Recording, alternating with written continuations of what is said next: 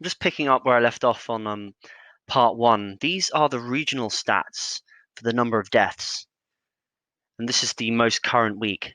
Again, look, this is the 5-year average, the dotted line, and these are all deaths, and they're saying COVID-19 deaths.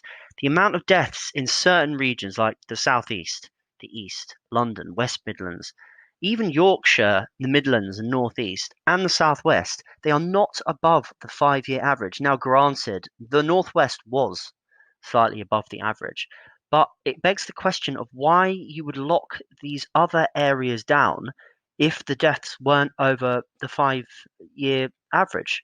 Even Wales, I mean, we've had earlier chats about the Welsh death figures and they weren't looking great. But is that a reason to lock down an entire country? Let's keep looking at the data. These are the number of deaths registered depending on the region. So the Northwest, they do the number of deaths and the 5-year average. Now, there are certain areas, for example, the Southeast, the difference was 16 people in a week. Now, as we get on looking at the other data, that is tiny compared to the amount of people that are suffering for other reasons.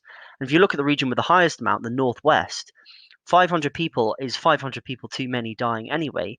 But when we look at the graph, I think it's below this graph, the deaths per place. So these are the excess deaths. So 0 would be the normal amount. If it goes up, it's excess. If it goes down, it's less. So if you look at the number of excess deaths in hospital, it went down hugely over the summer because no one was using the NHS. Care homes, there was this massive spike and then it stabilized. But look at this. This is the most depressing thing. In the home, a huge amount of excess deaths. I don't know, I can't specifically say the reason why, but if you look at the other data, a lot of that is because of cardiovascular issues, people dying of dementia, people are dying of other issues other than COVID. If you look at that, that's 1,000 excess deaths a week. That's not the amount of deaths, that's excess deaths. This is excess deaths in the home.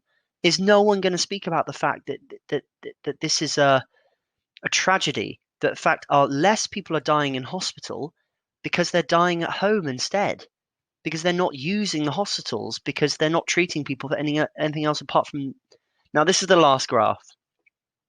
Almost 80% of deaths involving COVID-19 were in hospital, right? But let's look at the number of deaths, excess deaths. They're all in the home. So it makes sense that most of the deaths in hospital are to do with COVID-19 because that's the only thing people are using hospitals for. So this is the number of deaths involving COVID-19 by place of occurrence. So green is hospital, but this is only COVID-19 deaths.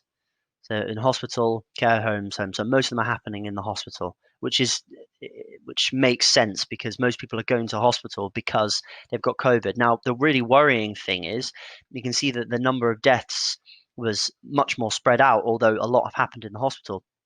If you look at the number of deaths of coronavirus, a lot less is happening in the home and in care homes. Now, I would argue the reason is because a lot of deaths are happening at home, not because of COVID. So anyway, I will link this in the description. There's part 1 and 2 to this.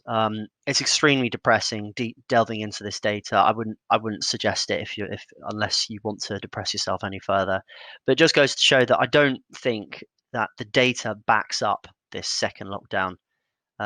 Please like and subscribe and let me know if you want to see more videos like this, extremely depressing as it is. All right, thanks. Bye-bye.